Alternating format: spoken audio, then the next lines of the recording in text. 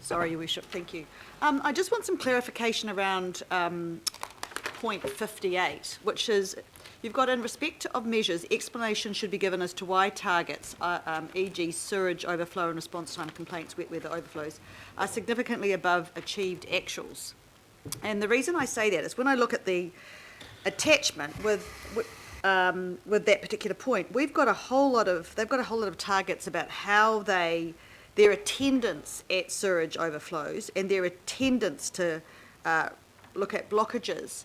But where's the investment into not having those in the first place or repairing those aged assets? So there's a whole lot of stuff here around responding quicker and faster to that. But, you know, we've had all this media about, 400 Olympic swimming pools worth of raw sewage going into the harbour. I think we need to have a little bit more time, not just at responding, but actually doing something about it.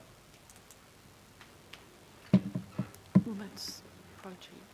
I suppose that links a little bit with Councillor Darby's comments about things like emergency water demand management, and we could ask Watercare to provide a better explanation of how the priority projects that they're planning to do in their work plan table contribute to long-term resilience of the network and things like that, and make that a lot clearer for the public reading the document. Again, this is in the lowest common denominator, back to what does Auckland see? Auckland's seen a whole lot of, 3 very bad weather events and a whole lot of trouble that's gone with that.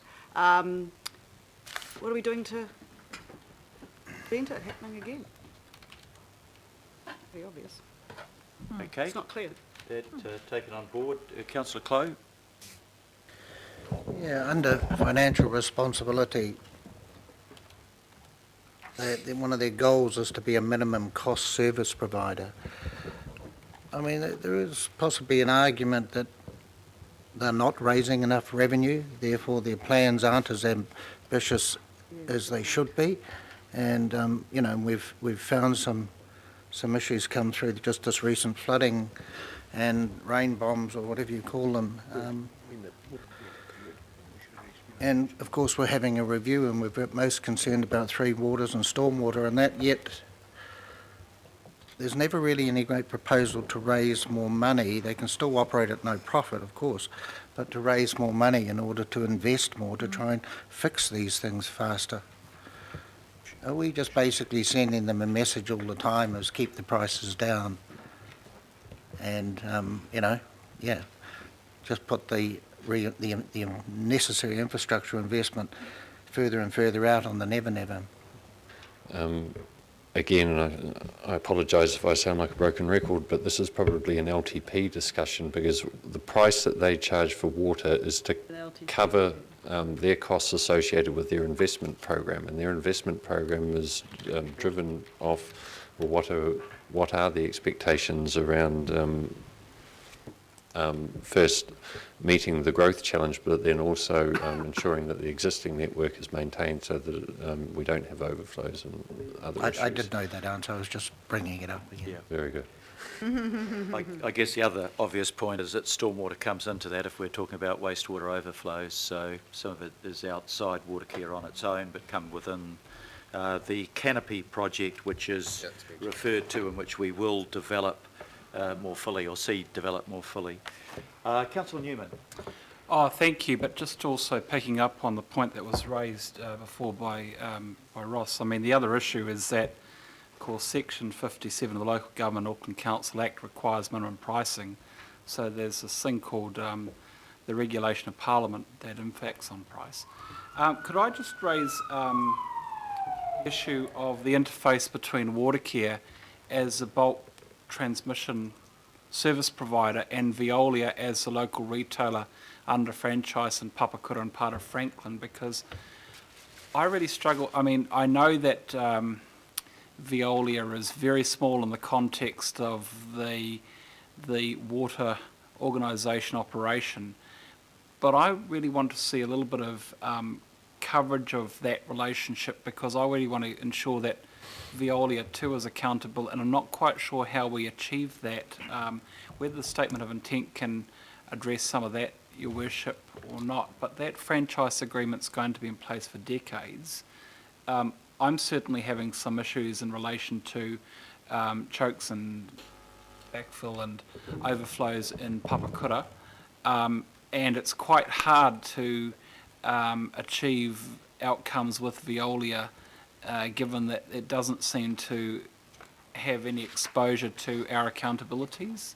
So is that something that officers could maybe address with Watercare as to how that could be covered? Because they do have a contractual relationship under that franchise, and it is going to continue, and it addresses the local network in Papakura and parts of Franklin. And that will address not only the current network, but also the growth of that local network as we go through public structure planning moving forward. We'll have a chat with Watercare about that, because I don't know that contract with Veolia well enough to know what we can or can't do at this stage, but we'll look into that. Okay, and the focus is on accountability. Accountability under that franchise, because it's a big issue in Papakura, and it will emerge as an ongoing challenge in Franklin too, as some of that future urban development applies in the Franklin ward, which sits under their franchise area. We'll get you to follow that through and see if we can get some further information on that point. Councillor Stewart.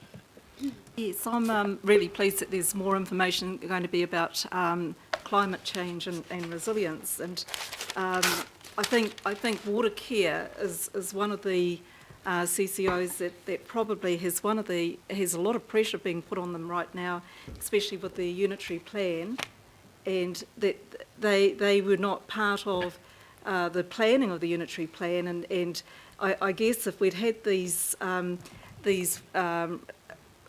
flooding events prior to the unitary plan would look much different to what it is today. Yeah, yeah.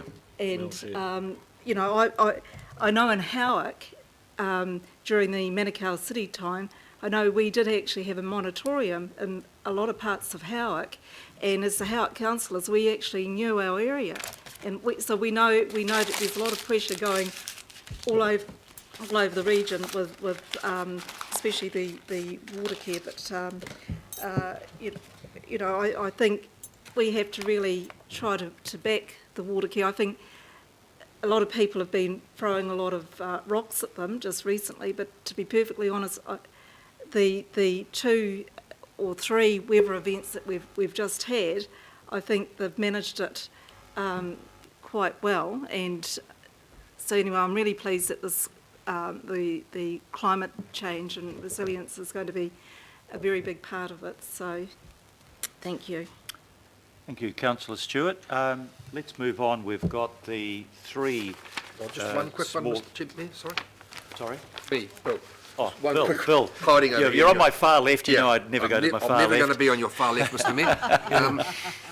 Just very quickly, Deputy Mayor. and at a high level, and that is that with Watercare, we must be sure to help inform our LTP that their asset management program, their AMP, and the funding and the growth are all aligned.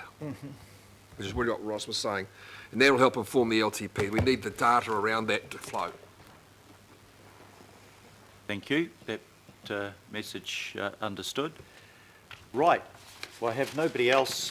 We've got the Mangere Mountain Education Trust, the Contemporary Art Foundation and Comet. Do you want to wrap your comments together around those 3? They're not usually the most controversial. Yeah, I'll deal with this very quickly, hopefully, Mr. Mayor. Look, we've moved from the hundreds of millions to the hundreds of thousands dealing with these entities. Their statements of intent are largely unchanged from last year. We didn't have any substantive comments as staff other than to ensure that each of the statements of intent acknowledges projects or things that they're doing that are subject to them getting external funding, so that it's quite clear that if that funding doesn't materialise, what they will and what they won't be able to do. Given that the focus of these organisations is at a far more local level rather than at a regional level, the recommendation we've actually put forward is that you authorise me to go work with the local boards to get some specific or any more specific feedback in relation to each of those CCOs rather than the governing body giving any more feedback, because as staff we don't have any more comments other than what's there. It sounds quite straightforward. Is there any comment? Councillor Cooper. I think, and we've got to really look at these and see if it's the right mechanism and whether there is a part to play. They're not very, they're very specific, and even, hearing comments, even though their acronym isn't that anymore, but, it's very local, it's sort of legacy, a lot of it, and I just wonder whether we're calling them CCOs, or is there some other way to do this where we don't have a direct obligation, but we may have an input in another way, that we do this in another way. We are investigating in that, and in fact, until my team deserted me and all resigned and went somewhere else, we had somebody looking at that exact issue. But and we will pick that up. We're also looking at where does the most decision making most appropriately rest for these entities if they are to remain CCOs, because with a more local focus, should the local boards be the ones making decisions around statements of intent and trustee appointments and the like. Yeah, it does seem anomalous. Councillor Collins. Yes, so just picking up on those points, I'm interested though in when some kind of reporting might come back on the issues you've just touched on. Granted, you don't have a team with you working on it at the moment, but we've been in discussions with the local board for some time now, and just perhaps exploring another mechanism, as has been noted, but not giving any fear or apprehension to the groups that there might not be any support that's going to be ongoing. I'm due to do some job interviews in 20 minutes, so Okay, let's let you go. I'm hoping shortly. But you'll have the report in half an hour then? We hold them up, Can you we have might some lunch as well? might be counterproductive. Okay, thank you very much for that. The resolution has been moved by myself, seconded by Councillor Simpson. It's on the screen in front of you. I think I can take the three parts together, A, B and C. All those in favour, please say aye. Aye. To the contrary, no. And carried. We got there.